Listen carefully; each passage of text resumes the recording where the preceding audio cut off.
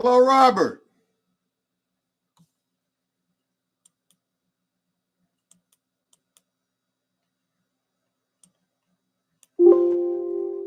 Hello, Robert.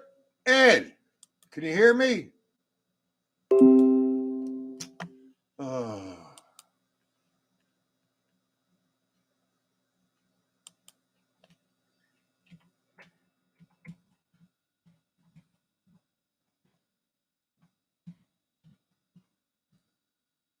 Hello, Robert. Hello, Ed. Can you hear me? Testing. Test. Okay, good. Hold on.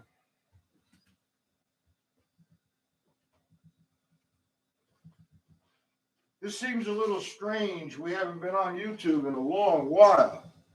So bear with me so I can remember what the hell's what. Okay. Let's see what we're going to do. Hold on.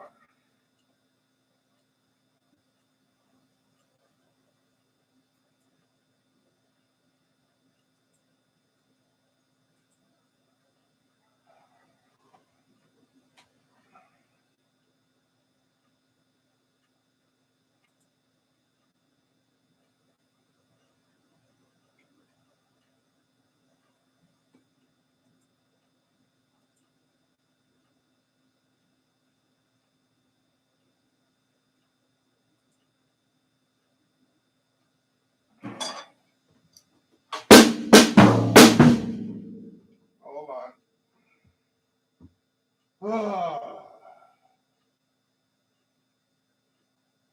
Can you guys hear me playing the drums?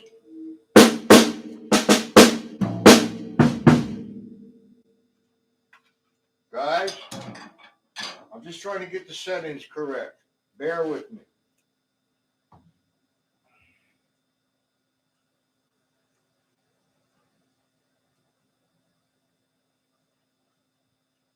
Okay, we're in business. Thank you, Ed. Hey, our friend Eduardo sent me a bunch of PDFs. I'm going to try to get them to you by later on tonight. Who's this?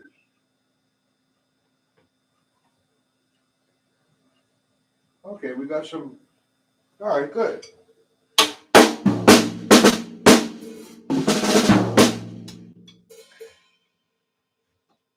A lot different than Zoom, no?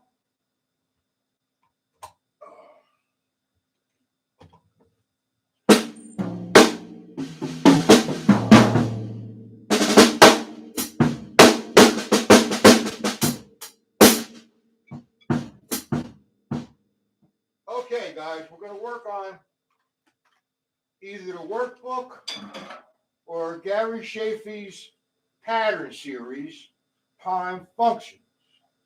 So you want to get the book out, or you can get the workbook out. It's the same thing. Let me see if I have a workbook here.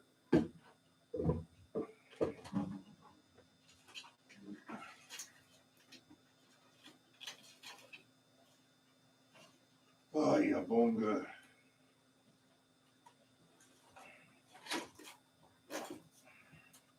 Okay, I got a workbook in front of me. Can you hear me, guys? Yeah, everything is fine.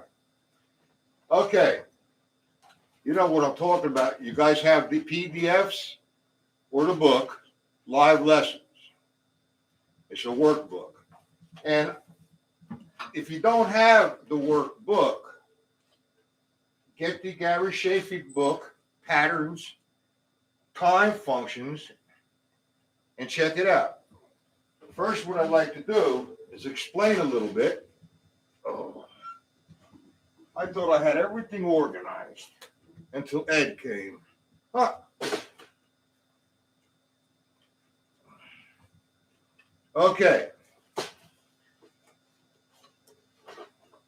I have the jacket off for this shit. Well, if you have the time functions, go to hold it.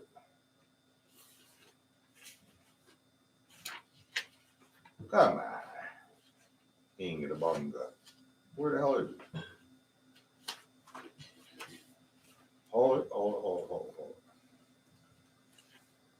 All right, well, anyway.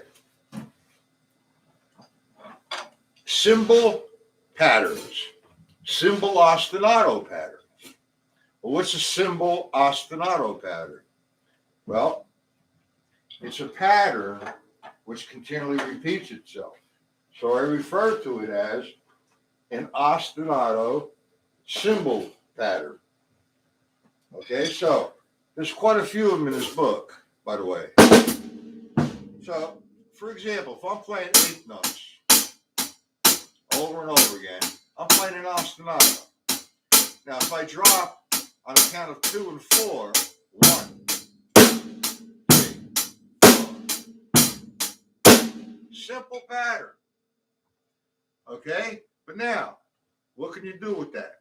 Yeah, you're going to play Proud Mary or play some James Brown tunes. Well, not James Brown, but have some fun with it. Sometimes what that's referred to is the money beat. Now, everybody that's viewing the lesson knows how to play the money beat. I refer to it as the money beat, as others do, because it's a very common kind of rock pattern if you're playing commercial rock music. All right? The backbeat's always on 2 and 4. 2 and 4. Okay, now, notice my right hand. I started off, believe it or not, a little faster than usual. For educational reasons, I'm going to slow way down. And there's something that occurs with that right hand. Notice when I hit it, I get a nice crisp sound. When I come up, it's a little less. So I have two things going on. On the count of 1, 2, 3, 4, I'm going to sort of put a slight accent on it. This is one way to do it. So I maintain this motion. This has nothing to do with what they call molar. It's just the wrist and up, the level system. Downstroke, upstroke, down. So now I put that in a formation. And when I say formation, I put that in a system of counting.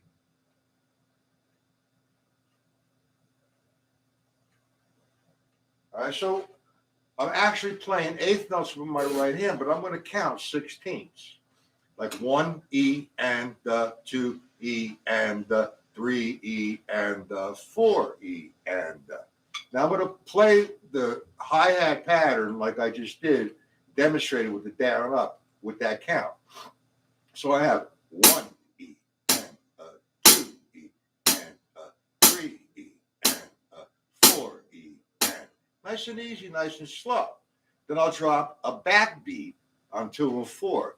1 E and 2 E and 3 E and 4 E and.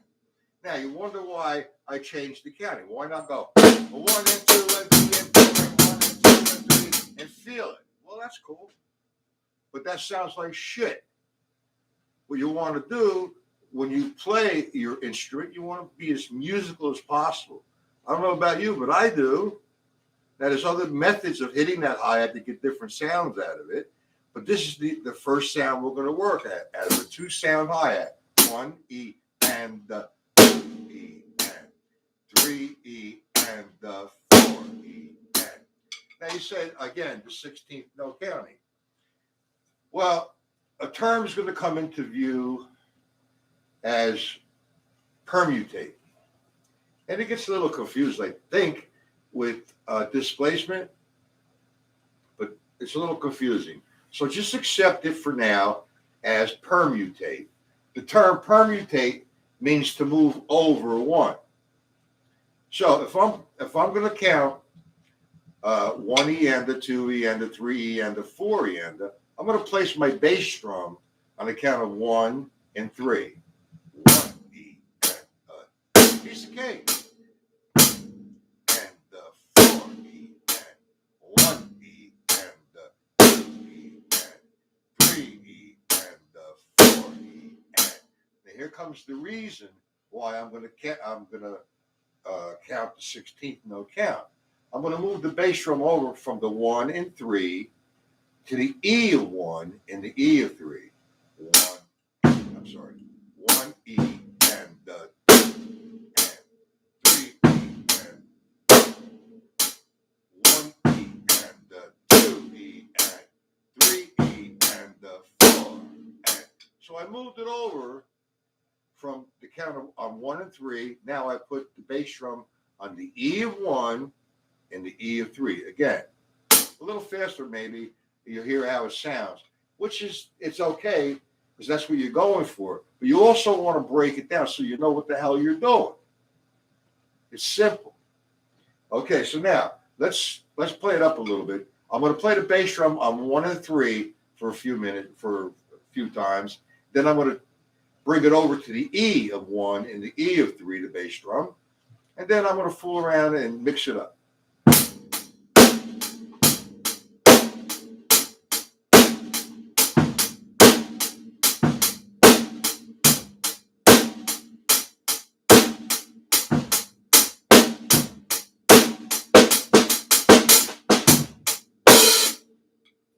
Okay, so now we move the bass drum over from the 1 and 3 to the E of 1 and the E of 3. Let's hit it on the and of 1 and the and of 3. Now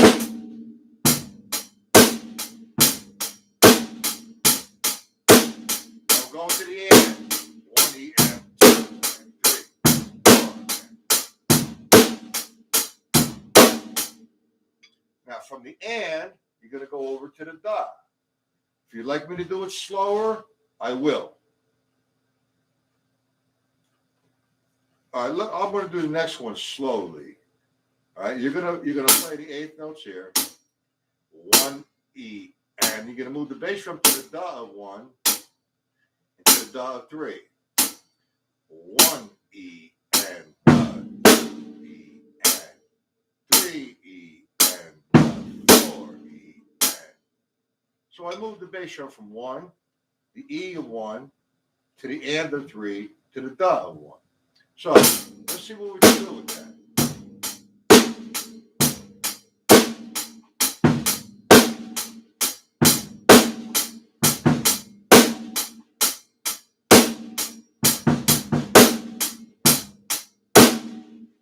By you taking control of moving your bass drum from the 1 and 3 to the E of 1 and E of 3, the and of 1 and the 3, and the da of 3 and the da of 4, you're able to mix it up somewhat.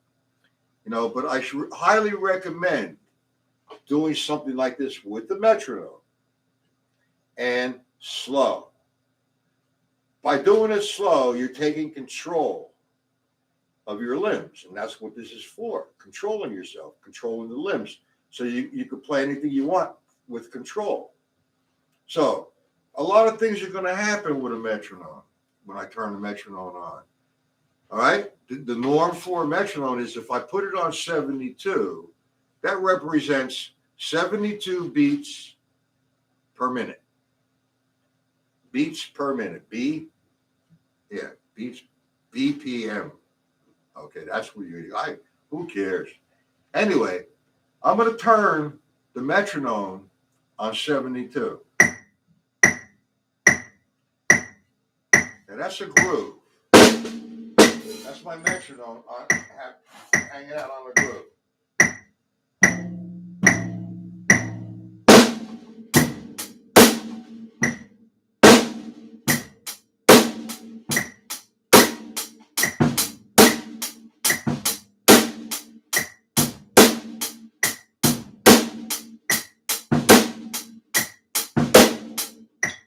Now, if that's too fast, it's acceptable because you're learning it. You just can't pick up the sticks. All right, this is what you're doing. Boom, you're gone. You're doing it. And you got to place, you got to spend some time with doing things like this. By doing it slower, I should take it another approach with the metronome, which I will. Okay, when I do it slower, that gives me a chance to adjust my voice and my voices and my volume. Okay, pronounce it, put some color into it, have some definition. That snare drum is popping on 2 and 4. That's the backbeat. So you're actually, when you put the metronome on, you want to go with the backbeat. 1, 2, 3, 4. Boom. 3, 4. 1, 3, 4, and 1.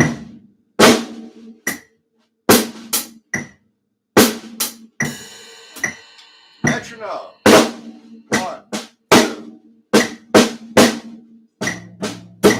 Now, I'm not trying to show off or anything because that's not showing off, really. That's just showing you, if you hang out with a metronome, your timing's going to be precise. Now, it's nice to do when you play live, the tempo is going to fluctuate. But you're not playing live when you're practicing. Your other member of your practice session, or you want to call it your band, is your metronome.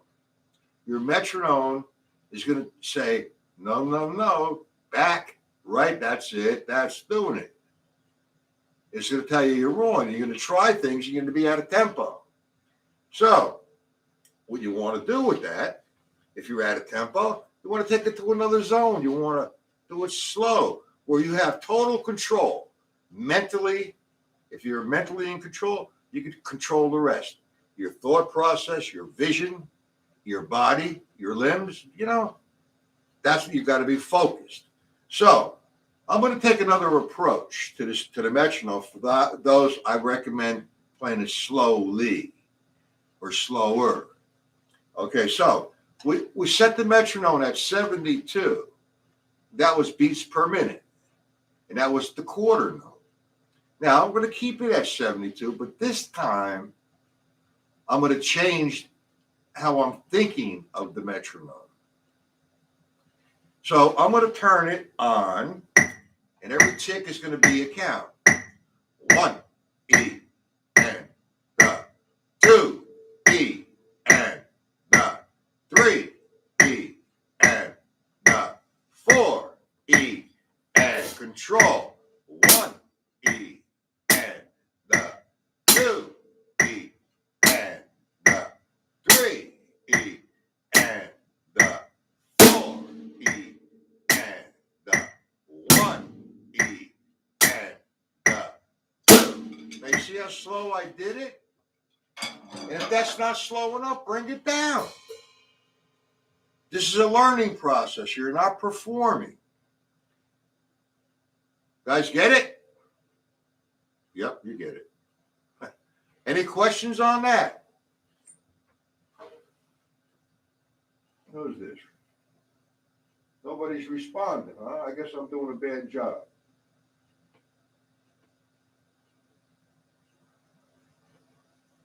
Everybody gets it. Okay. That's cool. It's easy. Yeah, that's only one part of the element. This is a simple pattern. But, why practice something simple and let it and go to something difficult? When you got to hang out and experiment and orchestrate, okay, a simple pattern. Now, what do I mean by that? Okay, well, what we're doing this way is not going to orchestrate. We're just going to change the limb assignment. 1 and 2 and 3 E and the 4 and 1 E and the 2 E and 3 E and the 4. So I'm taking it with a right hand lead and a left hand lead. Isn't that nice? So my objective there is, sure, as a right-handed person, I am definitely stronger with my right. No problem. However, I train my left to become equal to my right. And how do I do that? Well, that's one way. And, they call that open-handed or whatever you want to call it. I call it ambidextrous, or just switch the leads. So you could be as whatever, articulated as you want. Anyway, where that stems from, making the right side and the left side equal comes from George Lawrence Stone's stick control. You have a right hand lead. If you look at page 5, line 1, it starts off with the right. Go to line 2, starts off with the left. So now you're trying to equalize the attack from the right side to the left side. Anybody tells you to practice stick control book when you're first learning it, and this is what the book is telling you to do, does something not like this, well, I would ask for my money back or run away. Simple. Okay, so let's talk about that. Let's talk about the right hand and the left hand lead, going from these sticky patterns, right-sided and left-sided. I mean, ostinato patterns. So we're going to take the stick control book, and we're going to do it at 72. But this time, all right, I'm not going to make that the quarter note. I'll make that 1 and 2 and 3 and 4. And I'm going to play page 5, line 1 on the snare in half strokes.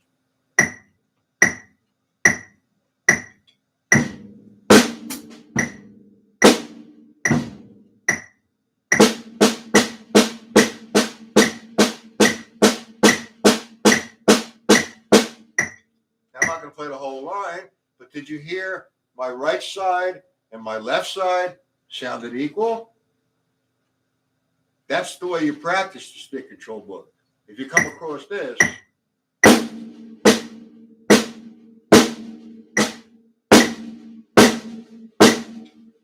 well, yeah, you might be playing the sticking pattern correctly, but it sounds like shit.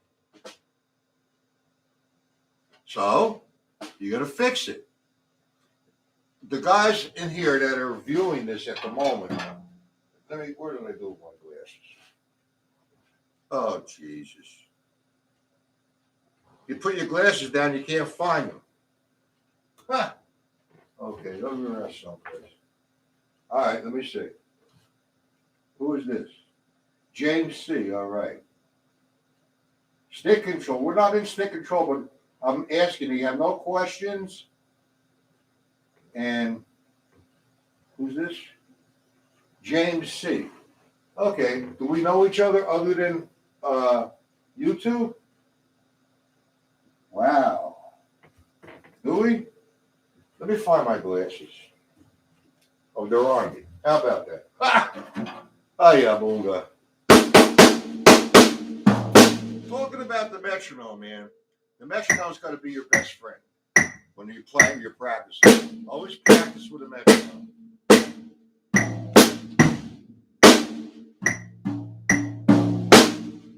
All right, what I'm going to do, and we're talking about equalizing the right side and equalizing the left side. That's with the hands. How do we strengthen the right side, the bass drum? If you're playing double bass drums, you can use the left foot for the bass drum. Or if you don't have double bass drums, you could use the hi-hat. So if I said to you, man, that's a pretty simple exercise. 1 and 2 and 3 and 4. And if I said to you, okay, take it downstairs. All the rights now will become the bass drum. All the lefts now will become the hi-hat. So I have 1 and 2 and a feet, 3 and 4 and 1 and 2. And that's easy, right? Anybody can do that with about 30 seconds of instruction. But now you think you got it down, challenge it. How about if you played an 8th note triplet with your left hand, okay, and play down the stick control book with your feet, bass drum and snare drum. I mean the hi-hat. How many here do not know what a polyrhythm is?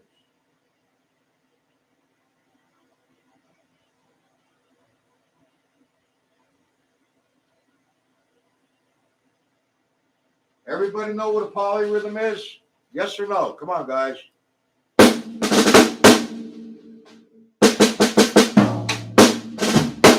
Okay, if I do, say, 3 with my left hand, and I do 4 with my right hand at the same time.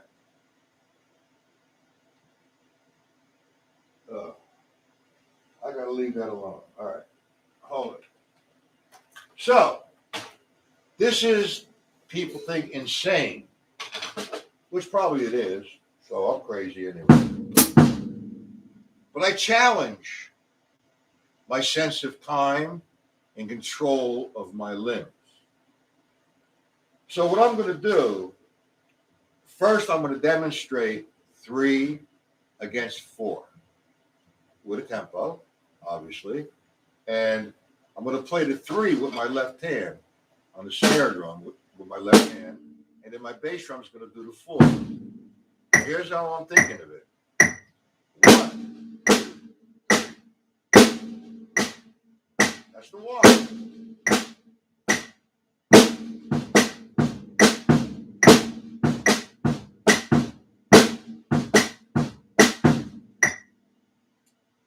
Now, if anybody wants to break down sheets on some of this stuff,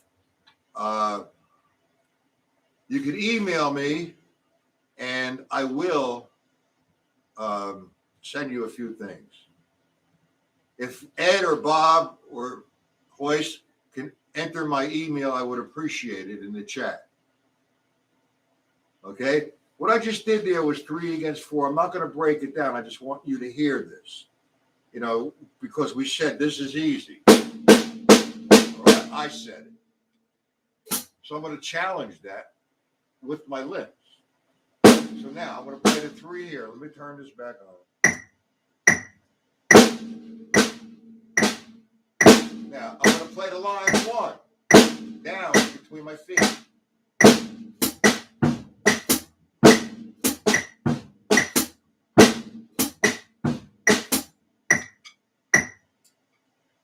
Just one way.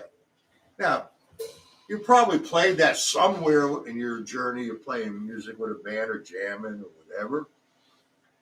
But you probably, in all practicality, will not actually use that.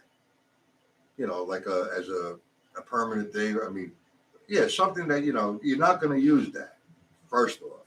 What you're developing is understanding what a polyrhythm is and what 3 against 4 is. All right? And then we challenge the journey of right, left against it. And that's a journey. Hold on. Oh, I don't think I'm going to do too much of this. Facebook. Guys, you could also get on Vimeo or my site. Thank you, Ed. Hold it. Where the hell's the mouse? Gee.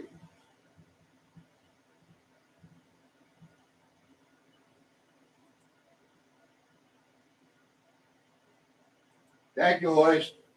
Thank you, Ed. All right. My Ed and Hoist just posted my email. If you guys want to get on my mailing list and get some PDFs happening, I'd be glad to send you some samples. Also, if you're on Facebook, join all the Art of Drumming groups. I just started another one called the Art of Drumming Masterclass Zoom. So you want to join that? If you join that, what's going to happen, every morning I put a schedule of different codes in different locations. If you go there in the morning or whenever you go on Facebook, it'll tell you where I'm at. You want to come on Zoom? It's not a problem. You'll have the codes there. You want to come on YouTube? It'll be announced. Vimeo, it will be announced. My site, it will be announced. And Facebook. So I'll be streaming I stream now 32 times a month, 4 days a week, Monday, Tuesday, Wednesday, and Thursdays. 1 p.m. Eastern Standard Time, 7 p.m. Eastern Standard Time. So I have 2 on Monday, Tuesday, Wednesday, and Thursday, 1 p.m. and 7 p.m. So if you would be interested in checking it out, follow me. Well, get on Facebook, follow me, or whatever you're going to do. But email me. That's important, because if you email me, what's this? Who used to do? Oh, hold on. Thanks, Bob.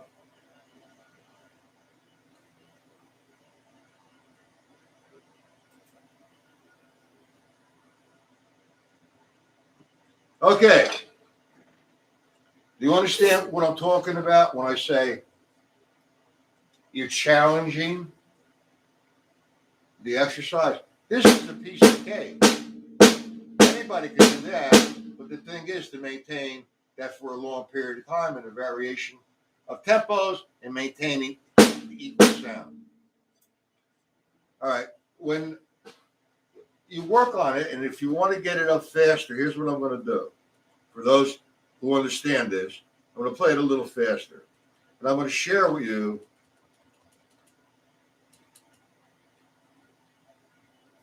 how George Lawrence Stone intended it to be, playing a stick control book, at least the first 3 pages anyway. And I'm not being arrogant or saying anything about, my ability. However, George Lawrence Stone has that resume, man. He was a great, great drummer. But he also was an instructor, and he taught the great Joe Morello. And Joe Morello taught me. So it's like second generation, me explaining to you how George Lawrence Stone wanted it to be played. Now, in addition to making the right side and the left side equalized in sound and definitely in tempo, that's important. So let's take it with that approach, to a different level. We'll make it faster. I'm going to set the metronome at 136. Again, that's the beats per minute. And what I'm going to do is I'm going to play the line. I'm going to repeat the line. And the hand that I end with is the hand you vamp with for 4 more measures. When I say, what's a vamp? Well, you could use a lot of different things. I don't want to go into a whole explanation of vamping and all that shit. The vamp is to make that transition from one field to another. That's where it might be. I don't know. I don't care. Anyway, if I take this, let me do it slow first, okay? I'm going to go that line real slow. 1 and 2 and 3 and 4. 1 and 2 and 3 and repeat. 1 and 2 and 3 and 4. 1 and 2 and 3 and 4 and. Now I want to vamp. I just ended that segment with my left hand. That's what the hand I'm going to vamp with. In this particular case, when I say 8th note vamp with one hand, it's just going to be the left hand. 1 and 2 and 3 and 4. 2 and 2 and 3 and 4. 3 and 2 and 3 and 4. 4 and 2 and 3. And next line. 1 and 2 and. When I did it that slow, you notice I maintained the same sound? I wasn't trying to prove anything. What's this? Hey, Paul, what happened? Where the hell were you? Okay. You're going to get some PDFs from Eduardo. Or is that Claudio, right? I'm sorry. I'm going to send it to you guys later on. But do we all understand what I'm talking about? The equal sound and the vamp, wood hand vamps or whatever. The rule is when you play the line, whatever hand you end with, if it's a left or a right, if it's left, you vamp for 4 measures with the left. If you end with the right, you vamp for 4 measures with the right. So I'm not going to play real fast. Hey, that's a nice tempo. Notice when I'm playing this, the heights of my stick and the sound of my drum. I'm not playing the quarter note. Here's the quarter note. 3, a line of 1.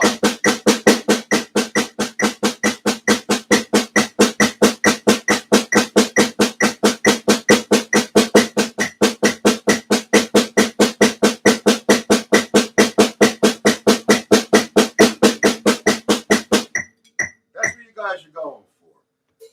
I was just having a cramp in my left hand because I have some physical issues as a kid and it's reoccurring. So excuse me. Maybe I'll just turn the hand over like this. But you want everybody here understands the right hand vamp, the left hand vamp. Who's James? James C.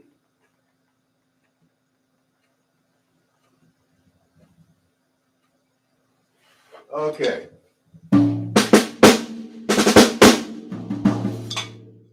Okay. So the metronome is the important. I'm going to just about going to close it up because I haven't been on Facebook. YouTube rather. We haven't been on YouTube in a couple of months. So I'm going to try to hang out. I don't know. Let's find a nice little groove, a little pocket, demonstrating timing. Simple time.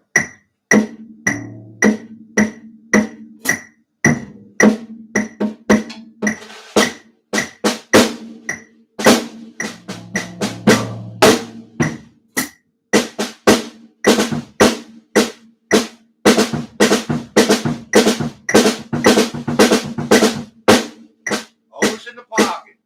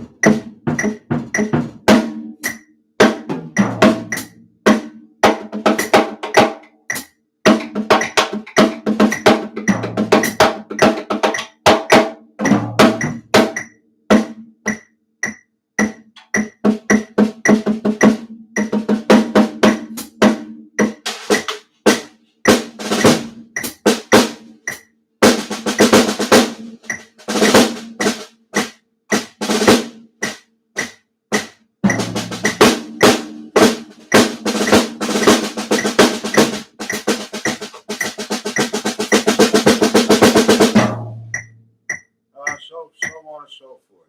I hate to call it an early night. Our next lesson, I don't know what I'm going to schedule on YouTube, but it will be a little longer. No problem. Now, if you guys want the PDFs, if I could send them to you, and you get on my mailing list, I'll give you all a whole scenario of what's going on with me and my 32 streams. If you want to attend, you're more than welcome to. Zoom, which is nice. I could see you. I could talk to you. You could talk to me instead of this old hat stuff with the chat.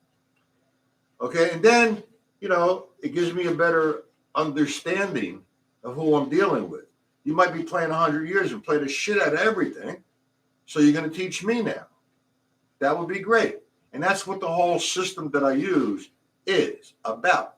Sharing. No stardom. Sharing, learning, and growing. So with all that being said, if there is no questions, Uncle Matt's going to say good night.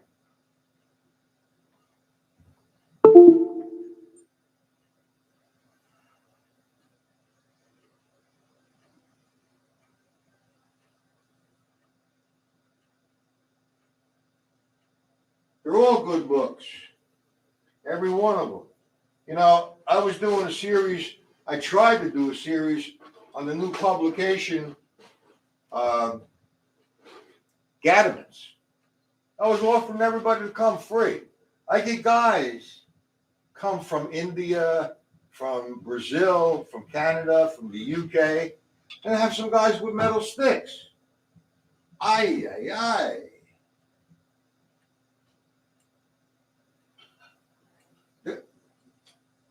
They're, you know, metal sticks. They can't even read. They can't even know. They don't even know what a flam is or a metronome. How, in God's name, and even God would be able to teach them. There's some things that are prerequisite, and most drummers should really, you know, get to it. You know, yeah, I'm self-taught, blah, blah, blah, blah. You know, so that's great. That's it takes a talent. But man, if somebody asks you what you're doing, what are you going to say? From such and such, the drummer from such and such a tune, that's what he plays? Or are you going to explain it to him musically? And that's what growing is, and understanding the language.